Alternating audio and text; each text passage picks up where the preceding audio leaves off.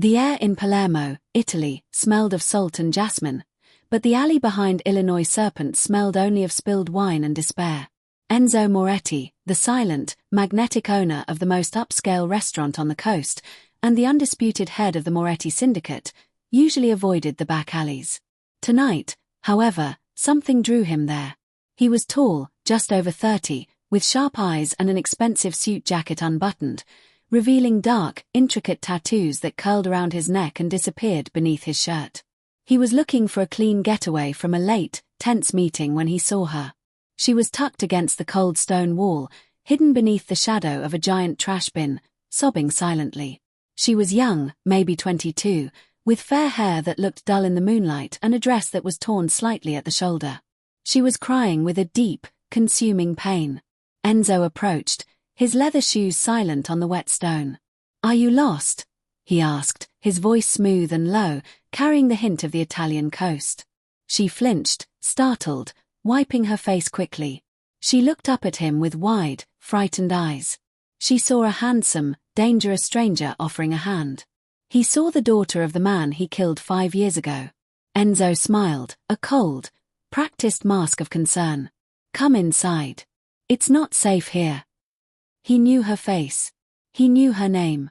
He knew exactly why she was here, and he knew that her presence was about to destroy the fragile peace he had built. Enzo Moretti didn't own Illinois Serpent, the Serpent, to serve pasta. He owned it because it was the perfect place to meet, to observe, and to control. It was built right on the water, with views of the Mediterranean, and it had a hidden, soundproof room for the meetings that truly mattered. Enzo was the youngest head of the Moretti syndicate in 50 years. He was quick, ruthless, and he maintained a terrifying calm that kept his rivals, and his own men, in check. Tonight, he had just settled a dispute over a new shipping route, a meeting that involved more threats than wine. He was tired of the darkness. He wanted air. That's why he cut through the back alley, planning to walk to his secure underground parking spot. He saw the woman curled up, the tiny island of pain in the surrounding calm of the night. Enzo was usually untouchable, but the sight of her raw, unprotected grief made him pause. He was drawn to her not because she was beautiful, but because she seemed so utterly alone. "Are you lost?" he asked her. The girl looked up, her blue eyes swollen. She looked like she hadn't slept in days. "Please," she whispered, pulling her knees closer to her chest. "Just go." Enzo stepped closer, his shadow falling over her. "You shouldn't be here," he insisted. "This is not a street for young women alone. Did someone hurt you?" She shook her head quickly, too quickly. "No. I'm fine. I just..." She struggled to find the right words. "I just need a minute." Enzo studied her. He noticed the quality of her worn dress, the expensive watch she still wore despite its cracked face, and the desperate way she held a small, cheap duffel bag. She was running from something, and she was clearly not used to being poor or desperate. "You're not fine," Enzo countered simply. "And this is my restaurant. I insist you come in and have some water. Then you can go." As he spoke, Enzo's mind raced, not with concern, but with terrifying memory. 5 years ago, there was a man named Arthur Vance. He was a wealthy, American businessman who tried to steal a key financial ledger from the Moretti syndicate. Arthur Vance paid with his life, a swift, brutal lesson Enzo ordered and oversaw. Arthur Vance had a family, a wife and a daughter, and the daughter's name was Serafina Vance. Enzo looked at the young woman crying behind the trash bin. He looked at the shape of her jaw, the specific shade of her hair, and the distinct, small crescent-shaped birthmark just behind her ear, which he had memorized from the files the syndicate keeps on its enemies. This was Serafina. She was supposed to be in New York, safe and unaware. She was the culmination of a buried secret. Her presence wasn't random. It was impossible. "I need to leave," Serafina insisted, pushing herself up with a shaky hand. "I can't go inside." Enzo knew he couldn't just let her walk away. If she was here, it meant she was hunting for the truth, hunting for revenge, or maybe worse, she was a decoy for someone else. Either way, she was a massive threat to his carefully built empire. If any of his rivals, especially the Calabrese family, found out the daughter of Arthur Vance was here and alive, they would use her to destroy him. Enzo immediately shifted his plan. He couldn't kill her. That would create too much noise and too much attention.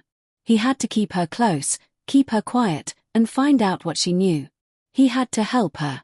He reached out his hand again. This time, his grip was firm, non-negotiable. "Listen to me," Enzo said, forcing a genuine warmth into his voice that felt like a lie. "You look like you haven't eaten in days. I won't hurt you. I'm just a man who owns this place. My name is Enzo. Let me help you with your problem." Serafina hesitated, searching his face. He was magnetic, undeniably handsome, but something in his dark eyes felt predatory. Yet, she was too tired, too desperate, and too hungry to keep fighting. "I'm Mia," she lied, instinctively using a fake name. "I just need a place to stay tonight." Enzo's eyes flashed with silent acknowledgement of her lie. "Mia. Fine. Mia," Enzo repeated smoothly. "I have a small apartment above the restaurant that is empty. You can stay there tonight. You don't have to talk to me. You just have to be safe." He knew she was running from something. He knew exactly what she was running from: the poverty, the disgrace, the fear that followed her father's death. As he led her into the building, his tattooed hand resting lightly on her torn shoulder, he felt the chain of events begin. He wasn't just offering her shelter. He was trapping the biggest threat to his life in his own house. That simple lie and the boss's secret knowledge have just set the stage for an explosive story. If you want to see how Enzo handles this impossible situation and why Serafina, Mia, is really running, make sure to like this video and subscribe to the channel. Enzo led Serafina, Mia, through the quiet kitchen of Illinois Serpent. The late-night crew, busy scrubbing steel, instantly fell silent. They watched Enzo, the boss, holding the arm of the shaken, dirty girl. His men knew better than to ask questions. He took her upstairs to a small, stylish apartment that he usually kept empty for unexpected business guests. It was quiet, clean, and completely soundproof. "The bathroom is through there," Enzo said, pointing. "Take whatever you need from the closet. Clean clothes, a shower. Don't worry about anything tonight." Serafina was too tired to argue, too relieved to question his generosity. She was running on empty. "Thank you," she managed, her voice barely a breath. "I don't know why you're doing this." Enzo gave her a look that was part kindness, part calculation. "A quiet city like ours should be safe," he replied, giving her a simple, surface answer that hid a dangerous truth. "Go." As soon as the bathroom door closed, Enzo's mask dropped. He pulled out a sleek, black encrypted phone and called his most trusted man, Silvio. "She is here," Enzo said quietly in Italian, his voice sharp. "The girl. Serafina Vance." Silvio replied with surprise, asking how she got there. "She walked in," Enzo replied. "No. Wait. She applied to be a waitress here 2 weeks ago." Enzo immediately went to his hidden office downstairs, a dark room full of high-tech gear hidden behind a bookshelf. He pulled up the staff applications file. He found the photo attached to the application for Mia Rossi, the fake name she used. He looked at the face on the screen. It was Serafina. She had applied for a job here. Unbeknownst to her, Enzo had seen her application weeks ago. He had noticed the resemblance to her mother immediately and had ordered his people to do a background check, which revealed the application was fake and the girl was running. He has been quietly watching her for weeks, waiting for her next move. He knew she was living in a cheap hostel across town, burning through the last of her money. He knew she wasn't just lost. She was drawing closer to the place of her father's death. "She thinks life is spiraling," Enzo muttered to himself, looking at the simple resume she had filled out. "But I think she is the key to something I lost years ago." Enzo returned to the apartment. Serafina was asleep, curled up on the small sofa, wrapped in a blanket. She looked small and vulnerable. Enzo's kindness was pure strategy. He took her in for safety, but this was calculated. He needed her contained. If she was running from someone, or if she was unknowingly tracked by the police or his rivals, he needed to know immediately. He sent Silvio instructions, not to watch the streets, but to watch her. I want men on her 24/7 surveillance, Enzo ordered.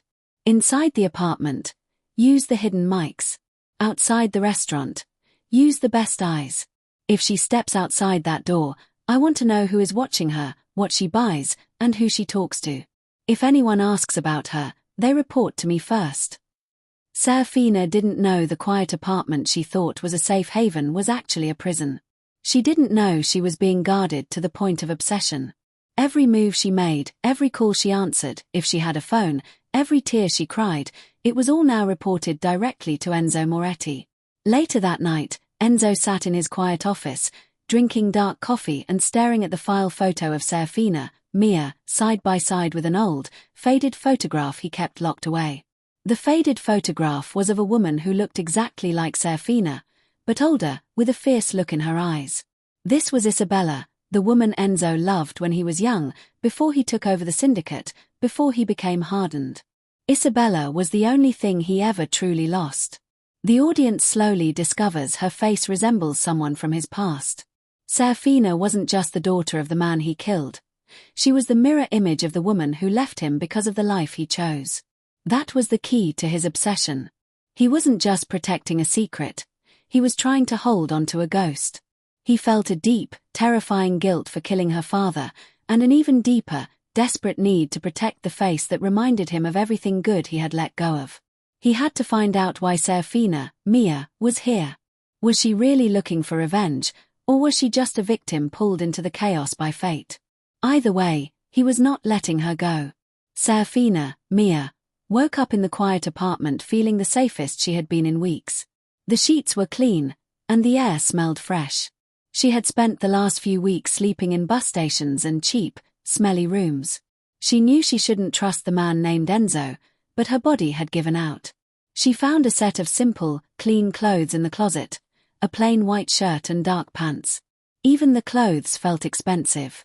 She felt a deep guilt for taking his help, but the fear of being back on the street was greater. She walked out into the living space. Enzo was sitting at the small kitchen table, reading a foreign newspaper and drinking coffee. He looked completely different from the dangerous man in the alley.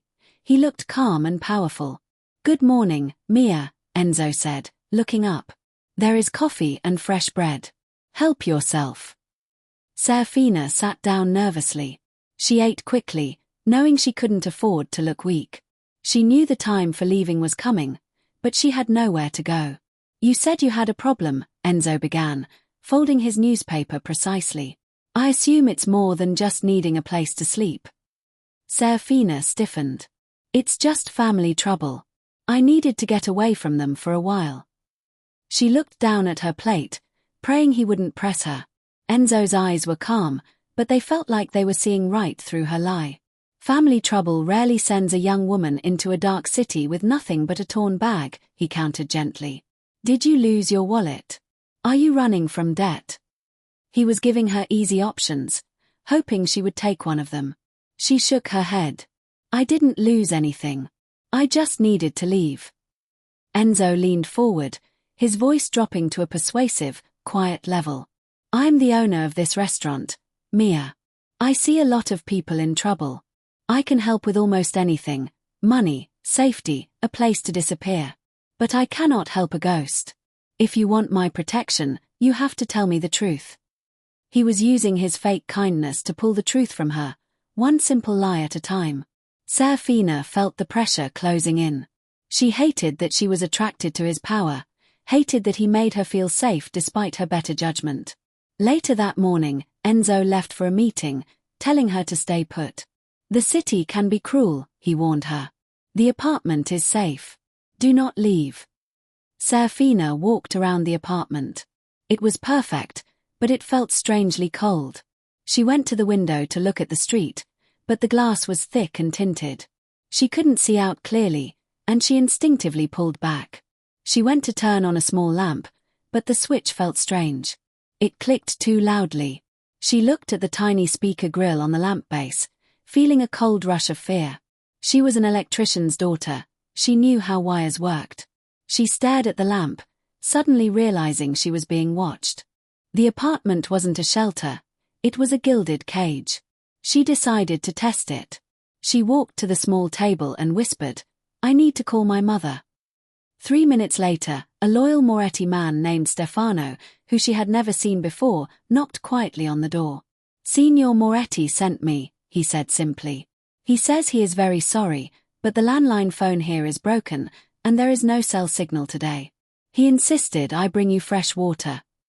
Serafina took the water, thanking him with a frozen smile. She closed the door, her heart hammering. They didn't just hear her, they acted immediately to stop her from contacting anyone. She wasn't being protected, she was being guarded. Meanwhile, outside Illinois Serpent, the dangerous world Serafina was running from finally caught up. Enzo was in his office downstairs, reviewing surveillance footage, when Silvio burst in. "Signor Moretti," Silvio reported, his face grim. "There is a car. Not from around here. It has been driving slowly past the restaurant all morning. Twice." Enzo immediately went to the monitor. The footage showed a sleek, silver sedan with tinted windows, a professional, non-local car. The driver was hidden, but the car's movements were too calculated to be a tourist. "Zoom in on the license plate," Enzo ordered. The plate was from the north, from the territory of the Calabrese family, a fierce rival who would love nothing more than to find a secret weakness in the Moretti syndicate. "They are looking for something," Enzo stated, his eyes narrowing. "They are looking for a weakness, and they have circled my restaurant. They know something is here." Enzo realized that keeping Serafina, Mia, in his house was the right move. If she was out on the street, the Calabrese family would have snatched her already. His protection order had just saved her life, proving that the threat was not just in her past, but right here, right now. He had no choice but to keep her caged. The problem was, she was starting to figure it out. Serafina, Mia, sat in the silent apartment, the strange stillness now feeling like a heavy weight pressing down on her. The lamp, with its hidden speaker, seemed to watch her every move. She knew Enzo was dangerous, but she also knew the sleek, silver car outside was looking for her. She was trapped between two dangers. She looked at her torn dress shoulder and her battered bag. She wasn't running from family debt, as she told Enzo. She was running from a sudden, terrible discovery. 2 days ago, Serafina wasn't on the run yet. She was working a temporary job at a high-end shipping and logistics office down the coast. She was pretending to be Mia Rossi, just trying to earn enough money to live while she secretly searched for answers about her father's disappearance 5 years ago. The office was fancy, full of large maps and computer screens tracking ships. Serafina was just filing old papers, trying to stay invisible. In the middle of the afternoon, she was told to clean out an unused back room. The room was dark, and she was alone, pushing boxes around. Suddenly, she heard voices coming clearly from the ceiling ventilation shaft, voices that were loud and angry. She recognized one of them immediately. Her boss, the manager of the shipping company, a man named Mr. Gianna. Serafina froze, listening. She accidentally overheard something at her temp job earlier that day. Mr. Gianna was yelling into a phone. "I told you, the shipment is compromised. The police are sniffing around.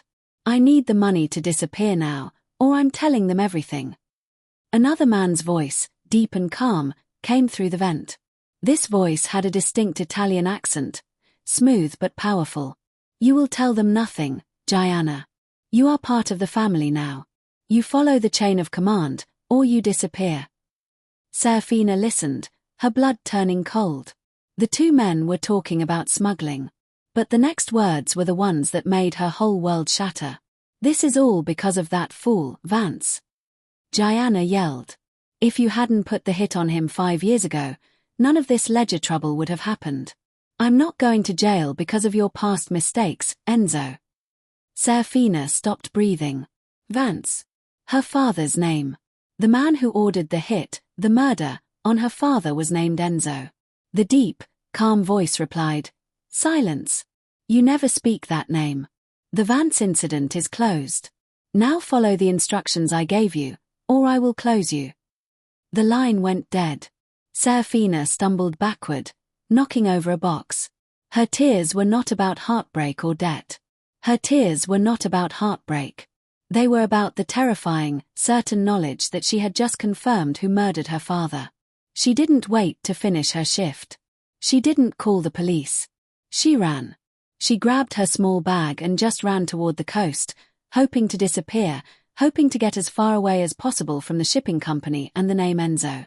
She ran for a whole day, terrified, hungry, and exhausted.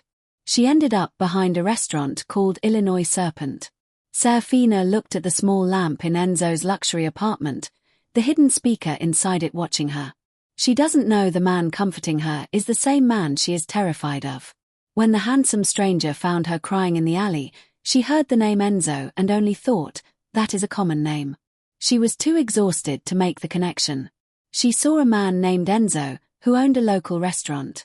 The murderer she heard on the phone, the Mafia boss, was surely a different, more terrifying man. Now, she was trapped in his house, accepting his expensive clothes, eating his bread, and sleeping in his bed. He was holding her close for safety, while she was running from the very man who was holding her. Serafina was completely alone. She was stuck between the Calabrese family circling outside and the dragon, Enzo Moretti, smiling at her from the inside. Serafina is trapped in the house of her father's killer, and is listening to her every move. What should Serafina, Mia, do next? A. Try to contact the police using a secret method, or B. Try to run away now, before the surveillance gets tighter? Let us know in the comments below. Serafina, Mia, knew she couldn't stay locked in the apartment. Enzo was listening to her every breath, but he was also her only shield against the Calabrese family's silver sedan circling the restaurant. She had to find a way to learn more about the Vance incident and Enzo's empire without leaving his direct sight. Her solution was simple: the job application she filed weeks ago. She approached Enzo early the next morning. "I can't just sit here," she stated, her voice firm. "I need to work. I already applied here under the name Mia Rossi. Hire me." Enzo looked at her, clearly surprised by her boldness. He saw the logic immediately. If she was working under his roof, she was under his direct control. He couldn't risk her trying to run. "Fine," he agreed, his eyes narrowed in calculation. "But you work the busiest shift, and you don't talk to anyone about anything personal. You answer only to me." Serafina accepted, hiding the small victory. She was no longer a prisoner, she was an infiltrator. The next day, Serafina started working the dinner shift at Illinois Serpent. The contrast between the luxurious dining room and the chaos of the kitchen was jarring. She had stepped right into a microdrama ecosystem. The staff immediately hated Mia. The jealous waitresses, Maria and Sofia, two veteran waitresses, were fiercely protective of their territory and their boss. They whispered about Serafina's sudden appearance and her strange, private connection to Enzo. They treated her like a rival for Enzo's attention, not a new co-worker. "Look at her," Maria hissed to Sofia. "Too clean for a waitress. She has eyes for the boss, that one." The suspicious lieutenant, Silvio, Enzo's most trusted lieutenant, ate dinner at the restaurant every night, his table positioned perfectly to watch the kitchen exit. He knew Enzo's secret, that Mia was Serafina Vance, and he watched her like a hawk. He didn't trust her. Every time she reached for a wine bottle or cleaned a table, Silvio was watching, ready for her to make a move. He saw her as a direct threat to the syndicate's stability. The secretive staff member. The only person who seemed kind was Luca, the quiet, older man who ran the dishwashing station. Luca kept to himself, never looked anyone in the eye, and always listened. He was always wiping the same spot on the counter, but Serafina noticed his movements were too deliberate. One night, she saw him subtly adjust a tiny camera lens hidden behind a spice jar on the counter. Luca wasn't just washing dishes, he was recording everything. Serafina realized Luca was a secretive kitchen staff member who knew too much, either a spy for Enzo or, worse, a spy for someone else. The ecosystem inside the restaurant was complicated, but the pressure from outside was growing. The Calabrese family wasn't giving up. The silver sedan from Chapter 3 had been replaced by two men sitting at an outdoor cafe across the street, nursing a single espresso for hours. They were professional and subtle, but Enzo's hidden surveillance network picked them up immediately. The rival Mafia family who suddenly became interested in her wasn't looking for a waitress, They were looking for a weakness to exploit. One afternoon, Serafina was taking out the trash bags, the same spot where Enzo first found her. As she dropped the heavy bag, one of the men from the cafe walked into the alley. He smiled, a cold, empty gesture. "You're Mia, yes?" he asked, his accent harsh and northern. "You're new to Palermo." Serafina's heart hammered. She forced herself to remain calm. "I am. Is there a problem?" "No problem," the man said, stepping closer. "Just a warning. Enzo Moretti is a generous man, but he is also a snake. Snakes protect their nests. You should be careful who you trust, especially when you carry the kind of secrets you do." He didn't mention her father, or the name Vance, but the word secrets was a clear, direct threat. He wanted her to know that the Calabrese family knew she was important, and they wanted her to leave Enzo's protection. Serafina didn't flinch. "I don't know what you mean," she lied, her voice steady. "You will," the man promised, his smile widening. He dropped a small, folded piece of paper at her feet and walked away, melting back into the shadows of the street. Serafina waited until she was back inside the safety of the kitchen, under Luca's watchful eye, before opening the paper. The paper contained only 3 words, written in a harsh, block script: Vance. Ledger. Run. The Calabrese family knew who she was, why she was here, and that the man protecting her was the one she should be running from. The crumpled piece of paper felt like fire against Serafina's palm. Vance. Ledger. Run. The message, slipped to her by a Calabrese agent in the alley, confirmed everything. The rival Mafia family knew her identity and knew she was running because of the ledger, the same financial record her father had died trying to protect 5 years ago. Now, Serafina wasn't just trapped between Enzo, her father's killer, and the hostile Calabrese family. She was the prized secret everyone wanted to expose. Her life had become a pawn in a game of deadly chess, and she knew she had to stop playing the victim. She had to become an active player. She pushed the note deep into the pocket of her plain black work trousers. She forced her breathing to slow, adopting a mask of weary professionalism as she walked back into the bustling kitchen. She couldn't afford to run, not now. Running meant dying alone in a back street. Staying meant risking everything, but it gave her a chance to find the ledger, the key to proving her father's innocence and, perhaps, the weakness that could shatter Enzo Moretti's reign. The simple truth was that the safest place in Palermo was right under the protection of the man she was sworn to destroy. She had to begin her double game. Serafina's first priority was to understand the extent of Enzo's surveillance. The apartment upstairs was a known cage, but she suspected the restaurant itself was wired.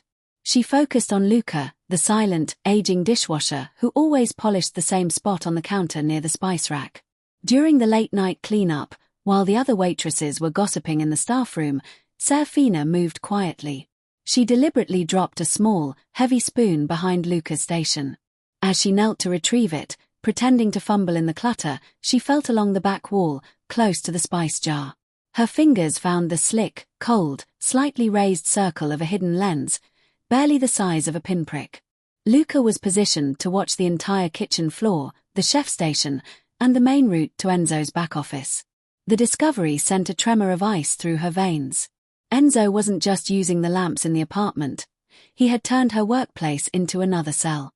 She realized the constant, low-level static she heard in the kitchen wasn't just the ventilation. It was the sound of a massive, centralized listening network. She also understood why Luca never looked anyone in the eye. He was a silent, mechanical observer, not a person. To test the reach of the surveillance, Serafina began communicating only through subtle, non-verbal cues.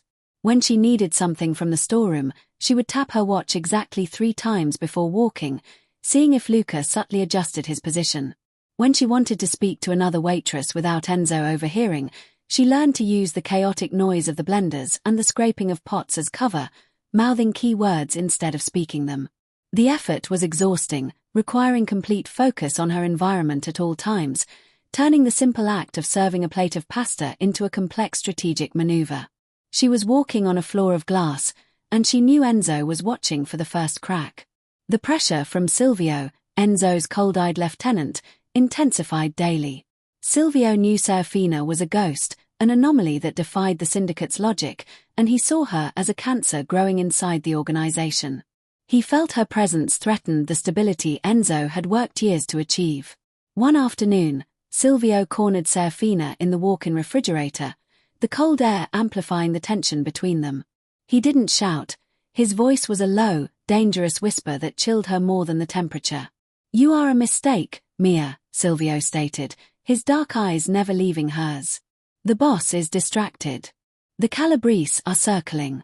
You are the reason." Serafina feigned ignorance, adopting the wide-eyed helplessness of a woman out of her depth. "I don't know what you mean, Silvio. I'm just washing glasses." Silvio took a step closer, his breath clouding in the cold air. "Don't insult my intelligence. You arrived here with nothing, yet the boss put you above the restaurant, under constant guard. That is not charity. That is containment. People who are contained by Enzo usually end up dead, not serving his guests." He paused, letting the implication settle. "The boss is a good man, but he is still the dragon. And he makes terrible mistakes when his past whispers to him. He thinks he sees someone else when he looks at you. I will not let you destroy him because of a ghost." Silvio's words struck deep. He confirmed Enzo's internal motive, the dangerous resemblance to his lost love, Isabella. Silvio was telling her that her face was a weakness, and he would remove that weakness to protect his boss, regardless of Enzo's orders. This meant Serafina had a new enemy inside the compound, a loyal, ruthless man who was willing to commit betrayal for the sake of higher loyalty. Serafina knew her window of opportunity was closing. She needed access to Enzo's inner sanctum, his hidden office, to search for any record of the Vance ledger. Her chance came when Enzo ordered her to deliver his late-night coffee directly to his office every Tuesday after the rush. This Tuesday, she enacted her plan. She had watched the office door for days, noticing the sequence of the security light change when Enzo entered the code. As she walked down the quiet, carpeted hallway with the coffee tray, she focused her mind. She used a simple tool she had crafted in the apartment using a paperclip and a piece of wire taken from a broken lamp, a simple hook that could manipulate switches.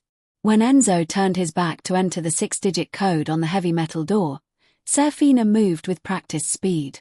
She placed the coffee down, then quickly slid the paperclip hook into the keyhole below the keypad. She didn't try to open the lock, she just manipulated the lock's internal mechanism to prevent it from fully sealing when the door closed again. The door clicked shut. Enzo, oblivious, took the coffee. "Wait outside, Mia.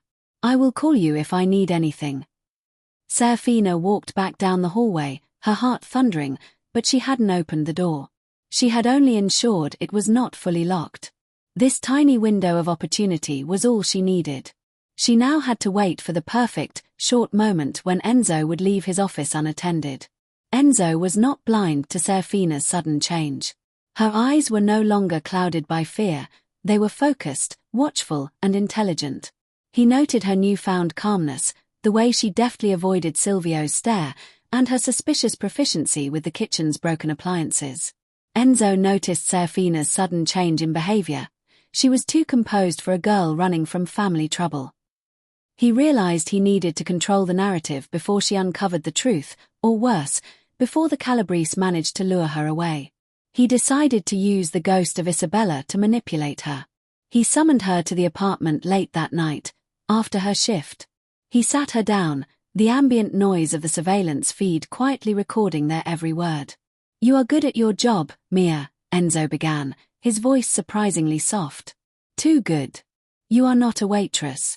You are too smart." Serafina met his gaze, refusing to flinch. "I am trying to earn my keep, Enzo. I told you, I am just trying to survive." Enzo sighed, leaning back and rubbing the tattoos on his neck. He looked weary, vulnerable, a carefully constructed performance designed to lower her guard. "I need to tell you something about this place, and about myself," he confessed, adopting a tone of deep, regretful honesty. "This city is dangerous. It is full of history and ghosts. And you remind me of one of my ghosts." Serafina felt a tremor of fear, but she kept her face neutral. "I don't understand." Enzo reached into his pocket and pulled out the small, faded photograph of Isabella, the woman who looked exactly like Serafina. He placed it gently on the table between them. This was Isabella, Enzo explained, his eyes distant with practiced sorrow. We were in love. She was my light. She wanted me to leave this life, leave the syndicate. I couldn't. He paused for dramatic effect, allowing the simple, raw pain of the story to sink in. When I was 19, I was weak. I made a mistake. I killed a rival who threatened the whole family. It was messy, it was stupid, and it was wrong. Isabella saw what I did. She left that night. She ran away from me and this life, and I never saw her again. This was the strategic move. Enzo was confessing to a murder, but not her father's murder. He was confirming his darkness while simultaneously creating a manipulative parallel. I was betrayed by the life I chose, just like your family trouble. She looks exactly like you, Mia, Enzo said, his voice dropping to a near whisper. I have never seen a resemblance like it. When I look at you, I see the chance to protect the innocence I lost. I see the chance to save Isabella. He looked at Serafina with a look of intense, desperate sincerity. Enzo shared a partial, manipulative truth about his past to earn her trust. If you are running from something dark, Mia, tell me. I understand the darkness. Let me protect you, because I couldn't protect her. Don't lie to me. Don't run from me. The consequences here are too high. Serafina listened, analyzing every word. She saw the pain in his eyes, pain that was likely real, caused by the guilt of a past killing and the loss of his love. But she also saw the lie. He was confessing to a minor sin to hide a deadly one.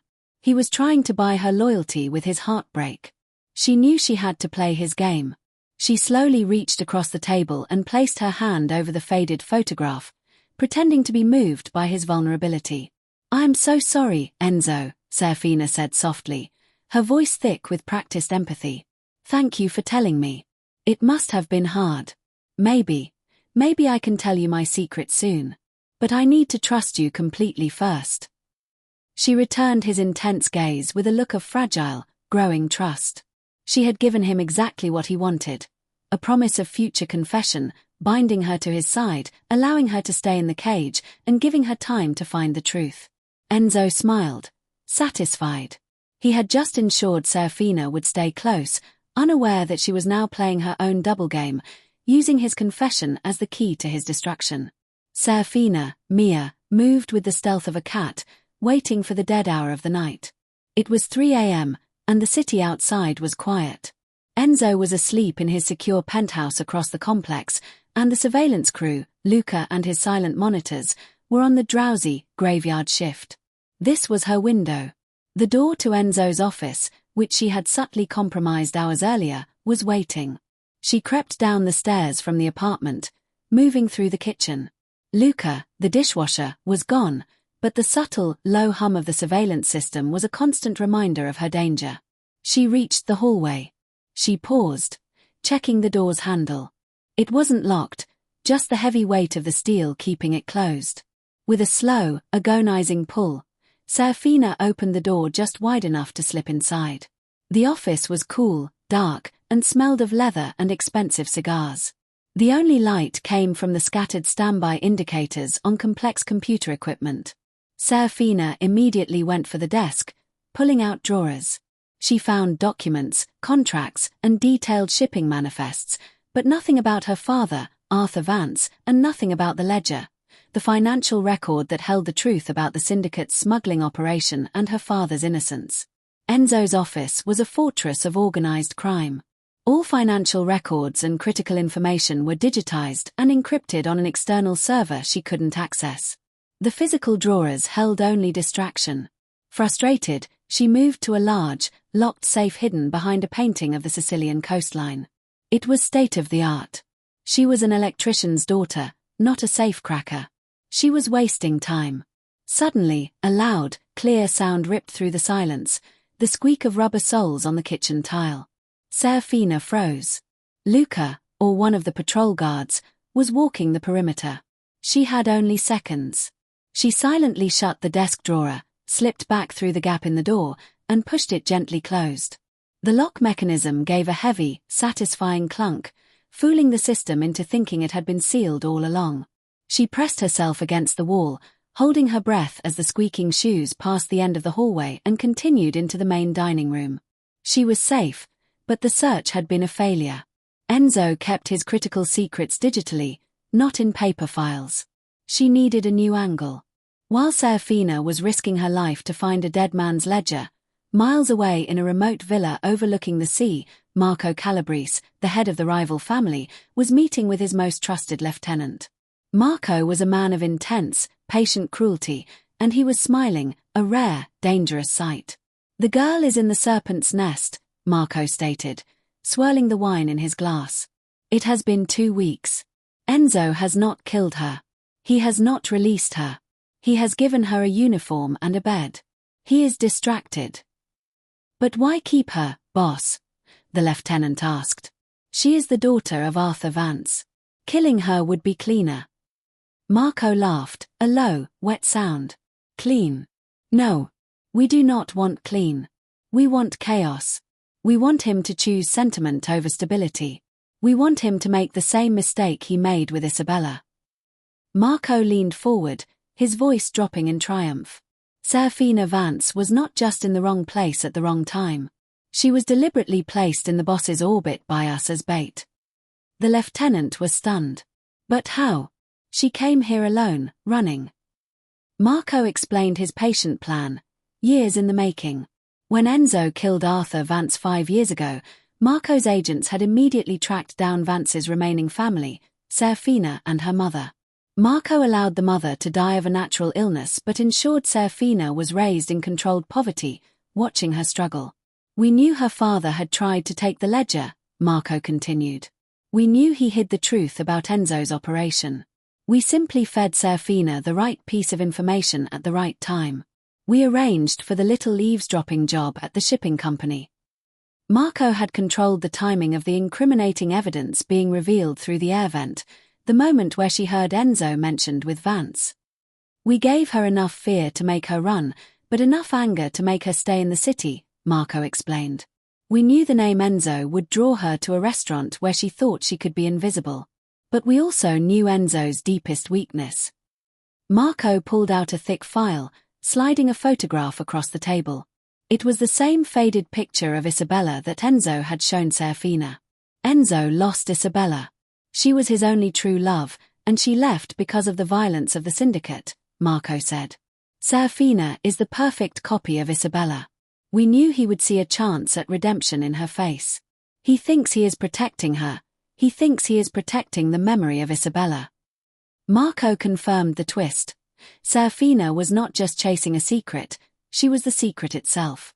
She was an unknowing pawn in a war she does not understand, her resemblance being the crucial component of the manipulation. "She will not trust him, but she will stay close because she is searching for the ledger," Marco finished. "The closer she stays, the more distracted he becomes. The more distracted he becomes, the easier it is for me to take the shipping ports and choke his entire operation." Marco issued his next orders: tighten the net. Send a few more warnings to her at the restaurant. Subtle, printed notes. Make her believe she is discovering the truth on her own. Keep the fear high, but keep her inside Enzo's protection. Do not let her leave the compound. Back at Illinois Serpent, Serafina was trying to calm her racing heart. The failed search of Enzo's office had left her with nothing but higher stakes. She had risked exposure and gained no information. Just as she was about to retreat to the apartment, Enzo walked into the hallway. He had seen the office door light flash red on his private monitor, indicating a breach, or attempted breach, of the security code. He knew she had tried something. He didn't mention the door. He simply walked toward her, his tattooed hand reaching out slowly to touch the slight tear on the shoulder of her work shirt. "You look tired, Mia," Enzo said, his voice quiet. "Did you find what you were looking for?" The question wasn't a question. It was a veiled threat, a reminder that he was watching, always. Serafina forced herself to look him in the eye, pretending to be shaken by his closeness, rather than his knowledge. "I was just checking the fire exit, Enzo," she lied smoothly. "This old building is confusing." Enzo stepped closer, the air between them electric with unspoken tension, desire, and fatal mistrust. He knew she was lying. She knew he knew. But in that moment, Serafina felt a terrifying, confusing warmth in her chest. He wasn't just her father's killer. He was the one person protecting her from the true, unseen enemy. The deadly, forbidden attraction between them was growing, complicating her mission and threatening to expose the pawn to the chess master. She had to use this growing tension, this dangerous game of attraction, to buy more time and gain deeper access, before the net placed by Marco Calabrese closed around them both. The tension between Enzo and Serafina, Mia, was now a dangerous, humming constant. Their dynamic was a fragile mix of fear, forbidden attraction, and mutual espionage. Enzo was convinced he was controlling the bait. Serafina was convinced she was infiltrating the killer's lair. Both were utterly wrong about the true chess master, Marco Calabrese. The betrayal came from the inside, delivered by the most obvious suspect, Silvio, Enzo's cold-eyed lieutenant. Silvio saw Serafina not as a ghost of the past, but as a critical vulnerability in the Moretti syndicate. He knew Enzo was compromised, risking the family's entire operation over a woman who resembled his lost love, Isabella. Silvio decided to save the syndicate, even if it meant betraying his boss. Silvio used the simple fact that Enzo had given Serafina the keycard access to the staff elevator that led to the penthouse level, a gesture Enzo made to keep her close and under his direct view. On a busy Friday night, Silvio was waiting in the hallway outside Enzo's secret office. He watched as Serafina, after her shift, used her staff keycard to access the elevator. He waited 30 minutes, then made his move. He sent a quiet, encrypted text message, using a burner phone, to the head of the Moretti shipping operation. The ledger details are in the emergency safe, penthouse floor. The girl, Mia, knows the code. She is taking them tonight. The target of the betrayal wasn't Enzo, but Enzo's main rival within the syndicate, Riccardo, the aging head of the Moretti finance division. Riccardo had been plotting to take control of the syndicate's legitimate businesses for years. Silvio knew Riccardo would be terrified of the Vance ledger, the record Serafina was supposedly looking for, falling into the hands of the Calabrese family. Within minutes, Riccardo's men swarmed the service hallway leading to the penthouse elevator. They were heavily armed, moving with panic and purpose. Enzo, relaxing in his secure penthouse living room, received an immediate, frantic alarm on his main screen. Intrusion on the service level. His blood ran cold. He knew the only person who had access to that elevator was Serafina. He raced to the security monitors. The footage was clear, Riccardo's men, moving aggressively toward the penthouse, guns drawn. The entire floor was locked down, but the alarm had been triggered the moment Serafina used her keycard. Enzo's immediate, devastating conclusion was drawn not by logic, but by the pain of his past. Isabella had betrayed him. Now, Serafina has done the same. He felt the profound, wrenching certainty. He thinks she set him up. She used his false kindness and his weakness for her face to stage a security threat that would expose the division in his ranks. Enzo rushed down to the hallway just as Riccardo's men broke through the final service door. He found Serafina standing frozen, halfway up the stairs, caught in the chaos. "Enzo!" she screamed, terrified by the sudden appearance of armed men. "Get out!" Enzo roared, pulling his own weapon, facing both his rivals and the woman he thought had doomed him. "Riccardo, what is the meaning of this?" "The girl, Enzo!" Riccardo shouted back, pointing his weapon directly at Serafina. "She is taking the information. The Vance ledger." Serafina was utterly confused. "Ledger? What are they talking about?" She didn't have the ledger. She had failed to even open the safe. She didn't know that Silvio's message was a lie designed only to draw Riccardo out into the open. She realized the terrible, crushing truth: Enzo hadn't found her by accident. He hadn't confessed to a murder for her trust. His kindness, his vulnerability, his entire performance, it was all a massive, elaborate trap to keep her contained and silent. She thinks he has been lying to her from day one. And in a way, she was right. The scene was a devastating moment of mutual misunderstanding. Enzo was right that the situation was a setup and that Serafina was a central piece of the chaos. He was wrong that she was the one directing the betrayal. She was merely the unwitting trigger. Serafina was right that Enzo had been lying to her from day one about his identity and motives. She was wrong to believe the intrusion was a false alarm staged by Enzo to test her. The danger was terrifyingly real, orchestrated by Silvio. The shootout began, a chaotic explosion of sound and panic. Enzo fired over the heads of his men, trying to subdue them without bloodshed, focused only on getting to Serafina. "Run, Mia! Get out!" Enzo yelled, pushing her toward the nearest service exit. He still cared more about her safety than his own life, a sentiment that further confirmed Silvio's belief that Enzo was unfit to lead. Serafina ran, fueled by pure adrenaline and the crushing sense of betrayal. She thought Enzo was pushing her into an ambush, but she obeyed, escaping through the loading bay doors and back into the dark city streets. Enzo quickly subdued Ricardo's men and locked down the building, but the damage was done.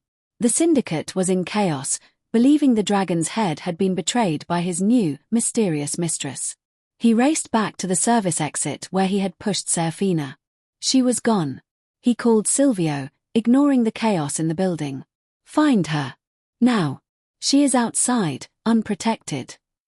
Silvio, hiding his triumphant smile, nodded. "Yes, boss. I'll get the teams on it."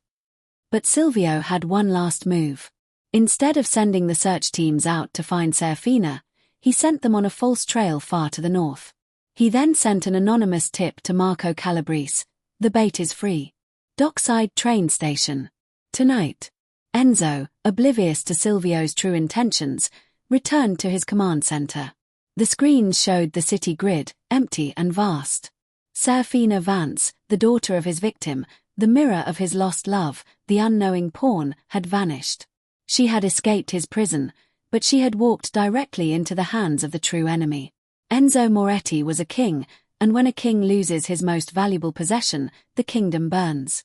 After Serafina, Mia, vanished from the service exit, Enzo didn't stop to question Silvio's loyalty or the chaos Ricardo had caused.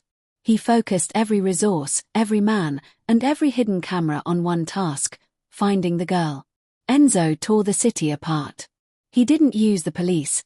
He used the vast, silent network of the Moretti syndicate. The search was a brutal demonstration of his power, intimidating every low-level criminal, every dock worker, and every street vendor in Palermo. The silver car from the Calabrese family was spotted leaving the dockside train station shortly after Serafina's disappearance. That single piece of evidence confirmed Enzo's worst fear. Marco Calabrese, his bitter rival, had her. Enzo hadn't just lost his asset. He had given the enemy the perfect weapon to destroy him. For 3 days, Enzo didn't sleep. He tracked every known Calabrese hideout, every safe house, and every shipping route. He knew Marco wouldn't kill her immediately. Marco needed her alive to serve a purpose. Enzo realized Serafina was bait again, but this time, the target was not his empire, it was his sanity. Finally, a desperate tip came from a terrified dock worker. He reported seeing a woman matching Serafina's description being held in an old, abandoned lighthouse north of the city, a known temporary holding spot for the Calabrese family. Enzo didn't wait for backup. He drove alone, armed, his speedboat cutting through the dark waves toward the isolated, looming tower. Enzo burst into the top floor of the lighthouse, the salty wind whipping through the broken windows.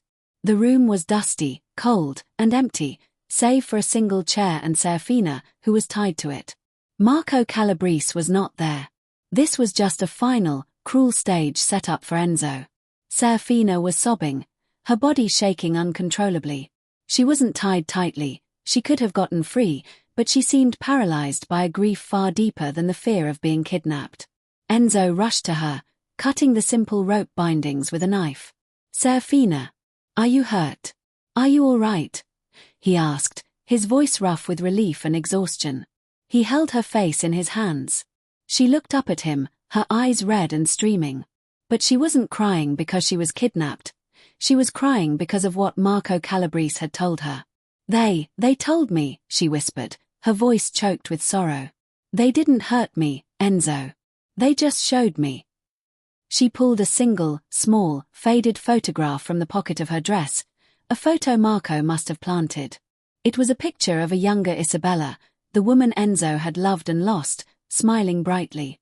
But in this photo, Isabella wasn't alone. She was holding a baby in her arms. Serafina's face crumbled. She looked at the photograph, then up at Enzo. "They told me Isabella didn't run because you killed someone," Serafina cried, the sound tearing through the silent tower. "She ran because she was pregnant. She ran to protect him from you and this life." She pointed to the baby in the photo, then back to Enzo. "That baby," Serafina whispered, her tears falling onto the photo, "that baby was my brother. Isabella was my mother." The revelation hit Enzo with the force of a tidal wave. He stumbled backward, his gun clattering onto the stone floor. He felt the blood drain from his face, the tattoos on his neck suddenly feeling like cold, constricting iron bands. She reveals a truth about her past that collides violently with his. Enzo looked at Serafina. She didn't just resemble Isabella, she was Isabella's daughter.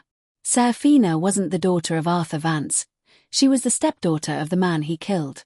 Arthur Vance had been protecting them, Isabella and the child. He was trying to steal the ledger to expose Enzo's smuggling and give Isabella and his stepson freedom from the syndicate's shadow. Enzo hadn't just killed a rival. He had murdered the man who was protecting the family of the woman he loved.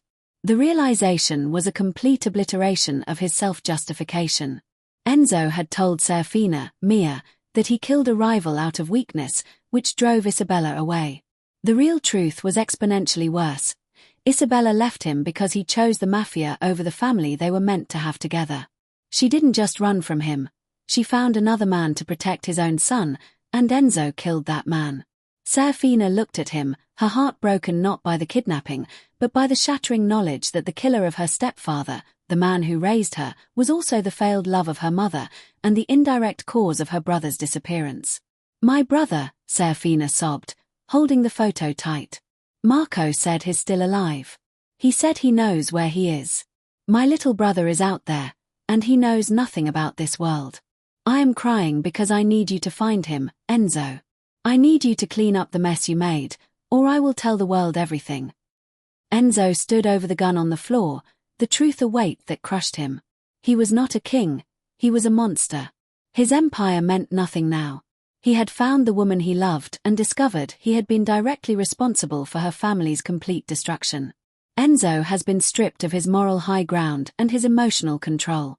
He must make a choice that sacrifices his identity as the Mafia boss for the sake of Serafina and the innocent brother he never knew existed. Enzo stood over the gun, staring at the faded photograph of Isabella and the baby, his son. The truth was a physical weight, heavier than any crown or title. He was not just the killer of Arthur Vance. He was the destroyer of the family he had secretly yearned to reclaim. Serafina, Mia, was not just bait. She was the living consequence of his choices. Serafina's desperate plea echoed in the broken lighthouse. "I need you to find him, Enzo. I need you to clean up the mess you made." Enzo picked up the gun, but he didn't point it at himself or the door. He looked at Serafina, his eyes empty of the cold arrogance of the dragon's head, filled only with devastating clarity. Enzo didn't argue or try to justify his past actions. He accepted the monumental guilt. He knew that if he hunted for his son, Isabella's son, as the Mafia boss, he would only drag the boy back into the same toxic life that killed Arthur Vance and pushed Isabella away. He made the choice instantly, a choice driven by pure, brutal self-hatred and a desperate need for true redemption. What he decides to do with that truth is the one thing no one expects. He looked at Serafina. "Marco Calabrese will use your brother to destroy me completely," Enzo stated, his voice calm, final. "He wants the ports. He wants the entire coastal operation." Serafina looked confused. "Then you'll fight him, you'll save your empire." Enzo shook his head slowly. "The empire is the problem, Serafina. It is the curse." He reached for his encrypted phone, the communication lifeline of the Moretti syndicate. He made 3 quick, devastating calls that would alter the history of Palermo crime. First, he called Silvio, the loyal lieutenant who had already betrayed him. "Silvio. I know what you did," Enzo said flatly. But I also know why. You were right. I am compromised. Enzo gave Silvio a series of swift, specific orders, detailing a financial and operational plan that sounded like a total surrender. He instructed Silvio to execute the plan immediately, without question, or he would expose Silvio's own secrets. The plan was this: Enzo transferred control of the entire coastal shipping and port operation, the core of the Moretti syndicate's power and wealth, directly to Marco Calabrese. Not his enemies expected the dragon's head to give up the very thing he fought for years to consolidate. Not his men expected this total surrender of the family's assets. Silvio, following the order, would execute the transfer, making Marco the wealthiest and most powerful syndicate head on the island overnight. Enzo hadn't given up his empire to his rival. He had simply given it away. He then made a final, brutal call to Riccardo, the head of finance, demanding a complete, untraceable transfer of all his personal liquid assets, millions of euros, into a secure, anonymous trust fund.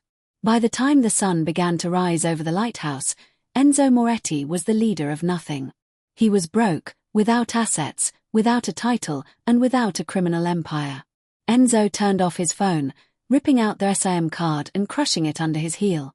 He was an outcast, a ghost, a dead man walking in the eyes of the Mafia world.